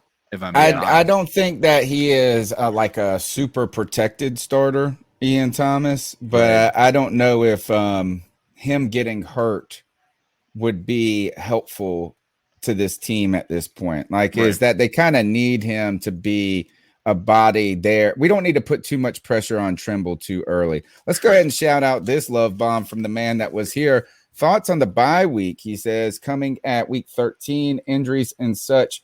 Smitty brought it up during the game. I don't know, but towards the end, I saw. Okay, so let's just address that first, and then we'll get to the other end of the comment. As the game went, and it went on as you saw. I think he was talking about it with the Troy Pride injury. Is that as the season, you're going to get guys that not only get nicked up, get banged up, and becomes problematic. The placement of the bye week seems to be advantageous at times for certain teams. 13 might be a little too late, but I'd rather have 13 than week 5 exactly or 4. I think it's important, and the reason I say that is the addition to that extra game at the end of the season. I think that I think having a break there at 12 is probably going to be very helpful, especially for that very tough final stretch that we have. Like, our final 5 games are not easy. Yeah, the final 8. I would like to see the NFL move to a 2-bye system. I thought they would. Is that, and for me, is that you kind of get this talk in the NBA about this, is that when they shorten they want to shorten the NBA season because at first there's too many games. Second is that, you start to see them strategically resting star players throughout the season. And then they talk about, like, what if the Lakers come and you buy tickets at Charlotte to the game and then LeBron James doesn't play at all. And that's part of the reason you went. So you want to see the players, the stars play. I think a 2-bye system might help us just weather injuries more as any organization, and you keep the players that matter the most healthier longer. Yeah, I'm in. And I think that benefits the product, right? Doesn't that benefit the product when 100%? I think so. I love this preseason setup. And by the way, we got to shout out. Apparently, this is Frank Reich's idea. Like, it was something that he kind of introduced them to, and the Panthers were like, yeah, we love it. At least that's how Steve Smith on the broadcast made it sound. He gave a lot of credit to the coach of the Colts for this idea and this mindset too. And by the way, for what mindset is that? Well, like having preseason be your 2s and 3s, that way they've got a bigger script. You're preserving the health of your starters, but also during training camp, like when they're doing joint practices, your starters are getting a ton of reps. So it's not like they're losing out. They're getting more during joint practices together, but that game time is dedicated directly to the backups showing their stuff, but also emulating more of a real game environment with a real script. You're not in there for a couple plays. Like a lot of those guys were out there all day. And we have a bunch of film on these guys. And by the way, I've been someone that has been saying the Panthers are in desperate need of preseason games just because we have so many uncertainties Well, and we're so on our young. depth chart too. We're so young. I mean, even the players that we're going to be counting on this season as being stars. Look, J.C. Horn didn't play today. And not that I actually don't have a problem with that either. Like if J.C. Horn gets hurt in the preseason, this secondary is going to be a mess before it gets started. Right. And one other thing is that some of these some of the players, it's very hard to know how to turn it on and off. And sometimes taking your foot off the gas actually gets you hurt even more so in some ways, like playing scared. But I don't know if you guys remember, Steve Smith broke an arm or a leg in a preseason game a long time ago. And it was like it derailed like the 2007 season right away or something. Is that he broke his leg or arm. I can't remember which one it was. And you know what he was doing? He was jumping over a player in a meaningless game trying to get out of bounds or something. Right. So I don't really have a problem with that. Oh, high praise from Smitty today for J.C. Horn. Not only was he talking about the pedigree, but he said that he looked like a bigger Chris Gamble. Yeah. And he said that the Panthers hadn't had a Chris Gamble since Chris Gamble. So I think that's kind of high praise. The best cornerback in Panthers history is he's comparing him to the silhouette, he said, and the kind of light on his feet type play that he has. So I thought that was high praise for someone that Steve Smith, I don't feel like overly doles out praise for players. Right. Right. Like, I mean, he calls it like he sees it. All right, let's go to the next call.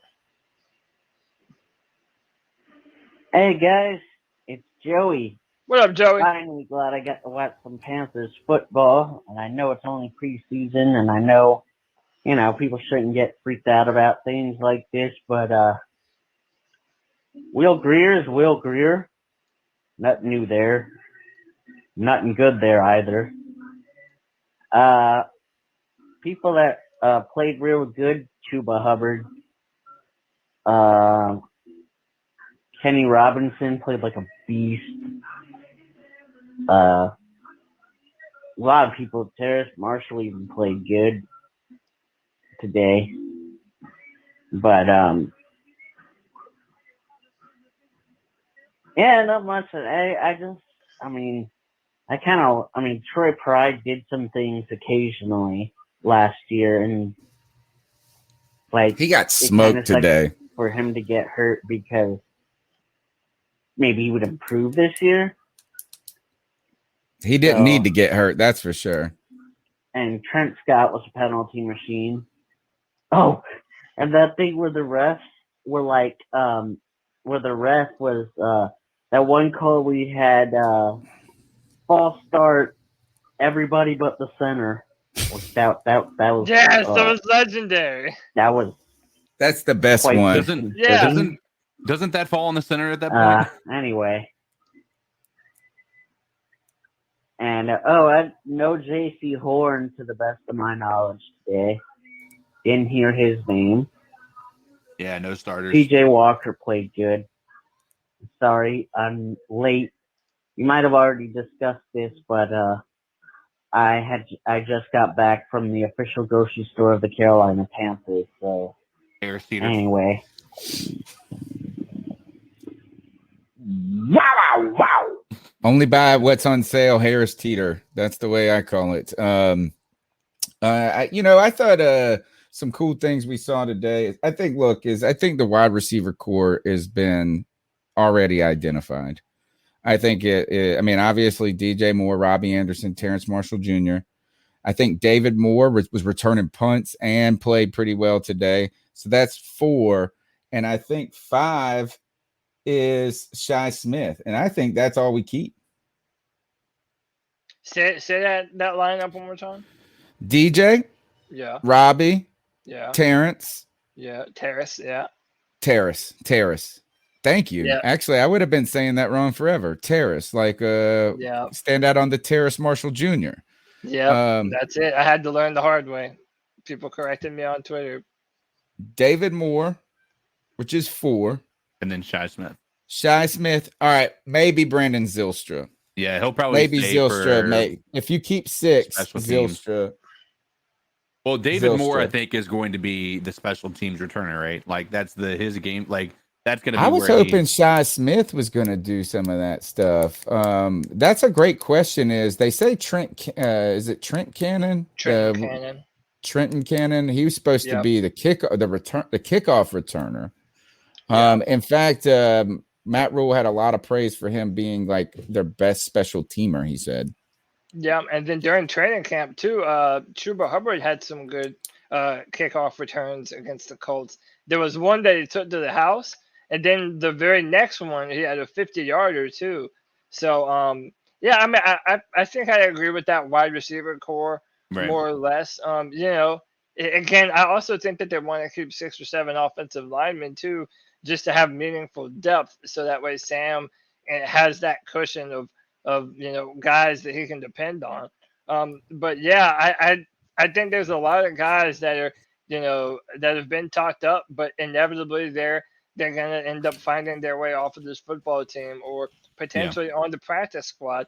That being one of them. I think Omar Bayless is a guy that I can see us wanting to keep on the practice squad. Maybe Brandon Zylstra. Again, I don't really think these guys make the team or are a meaningful contributor to any of our offense this year. I think that you keep 6 wide receivers when you're concerned about your wide receivers. You keep 7 wide receivers when you have no idea what to do at wide receiver. And a lot of teams run into the season with 5 wide receivers, and I think they got it pretty clearly carved out. So it will be, the bubble is going to be between Bayless and Zylstra. And I hate to say it, Bayless, isn't he a Rule guy? I think he's a former Temple player. Yeah, I think you're right. Here's how have we not talked about it? And Steven in chat stole my thunder here because I was going to bring this up. The most important battle in camp, the long snappers played today, and boy, didn't Steve Smith fan the fire on that? Yeah, but dude, everybody was. That was a big time play, though. I mean, he got that punt return, that fumble recovery, which was actually pretty helpful. But I tell you what, like when you see even in that the energy JJ Jansen brings, like even with that very close field goal attempt that we had where we came right inside, luckily. Like he was the most excited person on the team for us to make that field goal. So I don't know if you give up that level of like leadership that I think that he offers. I know it's silly to think about that from the long snapper perspective, but like I said, it's hard to say, man. It's hard to say. I actually was surprised they played JJ Jansen today. Yeah. I mean, I think special teams is immune to the no starters though. Really? Yeah, I think they're immune to it because I think everybody that played. Well, man, I'm surprised we didn't send Brian Burns down. Ron Rivera would have sent Brian Burns down there as a gunner. I know, bro. I think some of the other teams have been playing some of their starters. For sure. A lot of them. Did New England play Cam? Did New England play Cam? Yeah, Cam played. And then he got sacked by the big time defensive end from Chase Young. I think in that game, or unless that was a practice. I was in Mexico watching on Twitter. He got rocked by Chase Young. I don't think there is a. I don't know. That would be interesting to see. Is that this is it Thomas Fletcher or Fletcher Thomas?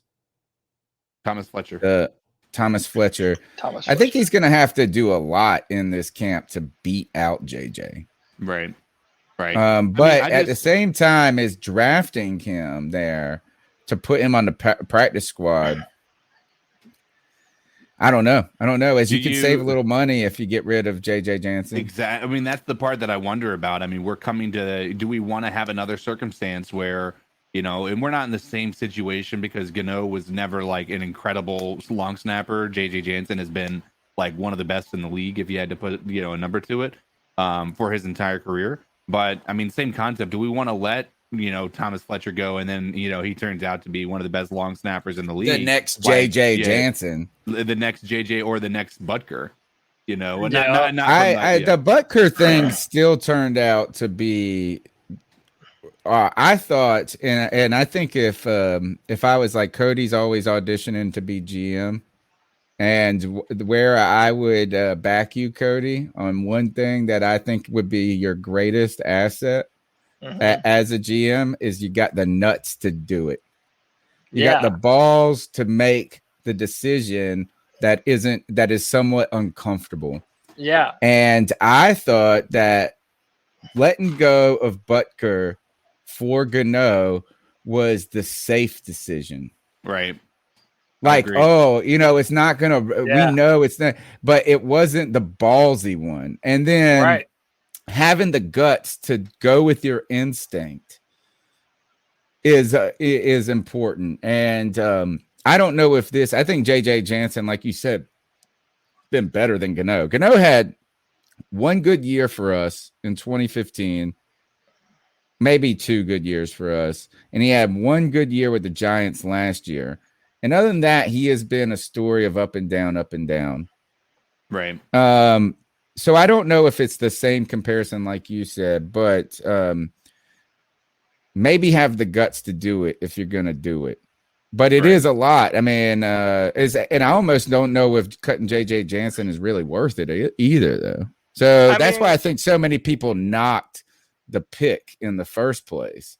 Is because you're going to get to this, then you're going to put him on the practice squad, then the damn Washington Redskins are going to come poach him. They also picked him over Trey Smith. Washington football team. They also picked him over Trey Smith, the right guard for Tennessee, who I was really, really high on. And apparently now he's already a starter for the Kansas City Chiefs.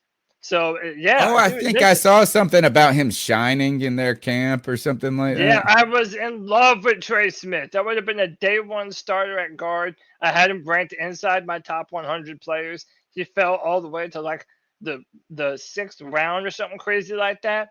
And we took Thomas Fletcher over him. Yeah, listen. I don't think we got Thomas Fletcher till the 7th, though. He was like almost like the second to last pick of the draft. Yeah. Point being, if we have him and and he can do the job, I'm sorry, cut JJ, man. Like, we're doing something new here. I want to be able to have more money on our team for us to be able to potentially fill out some holes in the middle of the season if we feel like we have a good team, but we want to bring in some other players to kind of bolster the roster right now, a la Jared Allen in 2015 when we brought him in.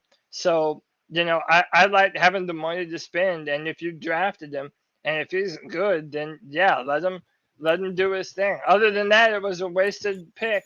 Okay, that was the 6th. It was the 6th round, 222. God, is that how many picks there are before it gets to the 6th? Yeah, there's a lot. You got to think it's 32 teams. Yeah. Yeah, so if we can get cheaper, younger, I say do it. Let's finish let's wrap. Go ahead and wrap the show up, guys. You guys let's do this. Let's give a game ball away. All right. Let's do it. All right. Game ball. Game ball goes to who wants to start? I'll go. All right. Do it, man. Listen, I think that I would like to give my game ball to Marquise Haynes. I think that he made a big time play and was able to not only do a strip sack, but actually recover it himself as well. I would like to see the replay to see if he was actually down by contact or not, because I think he could have taken that to the house if he wasn't, but I didn't see a replay to see if he was or not. But I'm giving it to him. He came in, he had something to prove, and he played to show it. I like it. Cody? I mean, listen, mine's pretty simple. I think you could probably guess who mine is. I'm going Brady Christensen, man. Oh, yeah. Like, listen, I thought you were going to go Terrace. I mean, but I expected Terrace to be good. And we really didn't know what we had out of Brady Christensen. Now, listen, everybody wants to, nitpick his game already. whatever, dude. I think Brady Christensen had a damn good day today. I think that he just took another step forward into working his way into the starting rotation. And again, I'll shout it to the roof, dude. This is the hill that I'm dying on for the 2021 season. Taylor Moton is moving the left tackle, and I think Brady Christensen is going to work his way up and become our starting right tackle. And I think that's what the Panthers want. So, again, we'll see if that happens. But my game ball today definitely goes to number 70, Brady Christensen. Here are some names in the chat room: PJ Walker, Nope. Marquise Haynes, Shy Smith for a one catch. I mean, he only had one catch. I mean, it's hard. Trimble, I think that's reasonable. I think Trimble showed a lot of potential today. Arms. Yeah, we never Strong talked hands, about dude. him either. Yeah, he has strong hands. Can I just say real quick on Trimble? My only one thought on Trimble is that I feel like my inclination was correct on him, and the reason why he didn't have more receptions at Notre Dame is because they didn't really use him that much as a receiving tight end. And I do think that's going to change here in Carolina. I think we might have. Well, we better see a completely different offense than last year, because we didn't have any tight ends that were receiving tight ends last year. Would you all be surprised if Tommy Trimble ends up kicking Ian Thomas to the curb? No, I wouldn't be surprised at all. I wouldn't at all. I saw a much stronger performance out of Tommy Trimble today than I think that Ian Thomas has ever shown in any preseason. And that seems silly to say, but I think it's reality. I think it's important that I acknowledge this, because people were saying PJ Walker. PJ Walker had the most middle of the pack performance today that I've ever seen. Like if you're gonna give a game ball away, you got to give it to somebody who excelled at doing what they were doing. And PJ Walker was almost less than, barely over 50% completion rate, and he was able to get to the red zone 4 times in this game. He started out so hot. It looked like, man, PJ. All of a sudden, I wrote my notes originally. I was like, damn, PJ is damn good at football. And then I had to go change it. I had to go change in my notes that PJ started hot and then cooled off quickly. Right. I think this is I don't want to take the thunder from these people, because I think the people saying it in the chat room, I can't give my game ball to the people when they are giving better ideas than I had in the first place. I like this. Steve Smith deserves the game ball, according to who put that back up. Jay Anderson put this up. A couple of people Also, are putting it on there. Yeah, Panthers rule too was saying it. 100%. I agree. Rich Kingston says big snack. That's a good one. And I think Terrace Marshall Jr., I think that's a kind of like easy pick too. I'm coming out of left field, since everybody is giving all these different wonderful answers. I don't want to just plagiarize them. I'm going Phil Snow. Hey, there you go. I think Phil Snow turns out to be right now the most, our best asset in the coaching staff so far. Yeah. I don't want to knock Joe Brady. It's not a Joe Brady knock, and it's not a Matt Rule knock either. It's just, I see this defense getting better. Last season, they got better week to week to week to week. I think that with not having any of your players out there today, I thought the defense looked pretty formidable. I don't think they looked out of place, or, there wasn't a lot of big plays. There was one play where the nickel corner got burnt by Paris Campbell. Right. And then Troy Pride started getting picked on at the end. But I like Phil Snow. Yeah, I'm a Phil Snow fan. I also was a bit concerned about how bad the defense played there in the second half. We couldn't stop that third string offense whatsoever. Even once. It was a very tough situation to witness. But other than that, I thought Snow was very good. Yeah. Hit the like, people, like the man that said, all right. So we did the game ball. That's it, right? Nothing else. I think that's all for our post game show. Unless you guys have another player that stood out to you that we didn't cover. No, I don't think so. I think what we're gonna want to do is continue to do is look at what happens with this off. Actually, let's finish the show with this. What do you see? What do you want to see next week that builds on this performance, right? And I'll go ahead and start out. And I want to see, I got two things. I want to see how Chuba Hubbard recovers from an up and down game, if he gains confidence or loses confidence, right? Or if they gain confidence in him, particularly in that passing aspect of the game. And the other one I have is this: I'm going to start watching that Brady Christensen, Trent Scott competition. Those are my two things. Those are the two things that I'm just going to be focusing on next week. What do they do with Brady Christensen?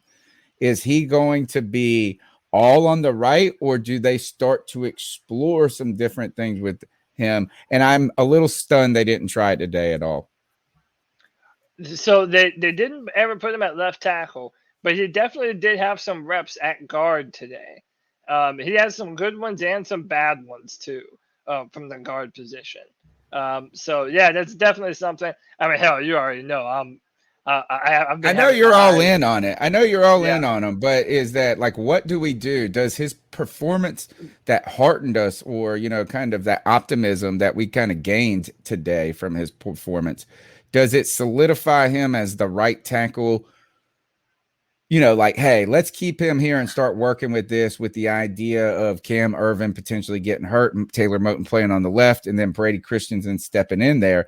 Or do you start to think maybe this guy might be somebody you could put in at left tackle if needed? Yeah, I would like us to experiment with it at Okay. least, you know. All right. So what do you want to see next week to build on this performance? Yeah, I would like to see some improved play from our defensive interior. I think our edge rushers did a good job, but I think outside of Rich from UK's game ball pick, aside from Snacks, Big Phil Hoskins, I didn't necessarily see a lot to love from our defensive tackle positions. They were okay. You know, I felt like they even did good in the run defense, but I really don't feel like they did a tremendous job getting a ton of pressure into the backfield. Yeah. And I want to see more from our linebackers, man. I'm just going to continue to worry about this until I see more from that. Our linebacker position right now is one of the weakest on our team, when I had been saying all along that it's safety, and it might not be safety. It might be that linebacker position. Did you see the Pittsburgh Steelers went out and got Joe Sherbert, whatever? Joe Sherbert. Yeah, for a sixth. For a sixth. But dude, it does come with a hefty salary. It does, but at the same point, you know, wouldn't that have been worth it for us? Like, knowing how bad we're hurting at that position, at least you would have Perriman, Jermaine Carter Jr., and Joe Sherbert to add to that. Like, at least we would have had something. Wouldn't be the worst. And it's only a just think you just traded Thomas Fletcher. They traded Thomas Fletcher for Sherbert, whatever his name is. Yeah, it could have been easy. And by the way, Scott Fitterer is a guy who likes to trade back in the draft anyway. So we inevitably would have recovered that pick even if we did send it away. So, yeah, I wish that we would have done that. I don't know, man. There's still a lot of questions going forward. We'll have to see, man. I think I have an idea of what CK should say. But go ahead, CK. What do you want to see next week? I want to see the biggest thing is I want to see the same I want to see the same opportunity given to Will Grier that was given to PJ Walker. Do I think he's going to do better than PJ Walker? I don't know. I think it's very possible they're very similar in their performance, which makes it even harder for them to make a decision. If he does the same things that PJ Walker did this year or this week, then I think that I would still prefer PJ Walker over top of him. I would like to see him maybe do more with what he's given. And so next week will be a big opportunity. If he gets that shot, that based on the press conferences that Rule has given, at least from the show notes that I'm reading up, it seems as though that he intends to give Grier the same opportunity that PJ Walker had. And i.e. meaning that there is no real true first or second or third string yet until they see an equal opportunity given to both. All right, sounds good. All right, let's go ahead and get out of here, guys. I think that's enough on preseason game number 1. You're listening to the C3 Panthers podcast. You can find it live on YouTube Tuesday, and Facebook Live and Periscope/Twitter. Tuesday nights 9 p.m. Friday nights free for all with Cody Lashney and Nick Montiero. A lot of it sounds like, and we will be doing the post-game show as well throughout not only the preseason but also throughout the season. Go ahead and subscribe to the podcast. Hit the bell notification. Hit a like. Do me one solid, folks. Hit share to your timeline. Hit share to your Facebook feed, to your story. Something is that the greatest thing you can do is just help us continue to get our name out there and build this great community that we're building. Don't forget the number is 252-228-5098. And you can be a part of the Discord chat as well throughout the week where everybody is rolling through these topics. Follow me on Twitter at @cat_chronicles. Cody Lash, where can they get after you? Yeah, you can follow me on Twitter at Cody Lack, CODYLAC. I also have content being put out still at drafttech.com, where I write first and second round picks for the Carolina Panthers and the Houston Texans, and potentially more this season. And as always, the Friday free-for-all is a real thing, ladies and gentlemen. Every Friday at 7 p.m., that's your show. Whatever you want the show to be about, you can come on and ask me. Do you think that I have a bad opinion on the offensive line? Come tell me about it, man. That's your show. You can come in and, let your opinion be heard live. I will be posting the link to the StreamYard in the description and in the chat of those shows. It's a fun time, man. I think that show is going to continue to get bigger as we move into the season. And Nick Montiero and Kevin Boshoven, they've been coming through every single time. The Bat Daddy has shown up 2 times in a row now too. So that's awesome, man. That's pretty fantastic. Fun. All right, and don't forget iTunes, TuneIn, Stitcher, wherever you get your podcast. We're there. Spotify. Find us there. Listen to the audio podcast again. Give ratings, whatever it can, just to help to continue to build the brand, build the name. CK, where can they find your work at? You can find me again pretty much everywhere, but my main squeeze for streaming is going to be on Facebook. Gaming, you can go look me up at codizzle_Allen. Otherwise, I'm tweeting mostly about the Panthers, sometimes about gaming and whatnot. And if you guys are interested in anything that I'm doing, feel free to hit me up as well. All right. That's it, guys. Until next. When is the Panthers' next game? The Ravens. Is it next Saturday? When is it? I can pull it up real quick. No, it's I believe it's a Sunday. Oh, I got it right here. Hang on. It is 8/21, which is a Saturday. Yeah, it's a Saturday. Okay. All right. So it's a late one too. Oh God. All right. Yeah. Our next 2 are late ones. How late? Ravens is 7, and the Pittsburgh game is 7:30. So okay, the game will be over. I like think 10, I can handle that. Yeah, I think I can handle that, and we'll keep it hopefully as brief as possible. If we get to an 8:30, if it was a 9 o'clock game, I would say let's just do it the next day. All right. That's the C3 Panthers podcast. Follow, subscribe, like, do all that. We all love y'all. Keep pounding. We'll see you Tuesday, Friday, and now Saturday. Let's rock and roll. Take us out of here, Cody. Keep pounding.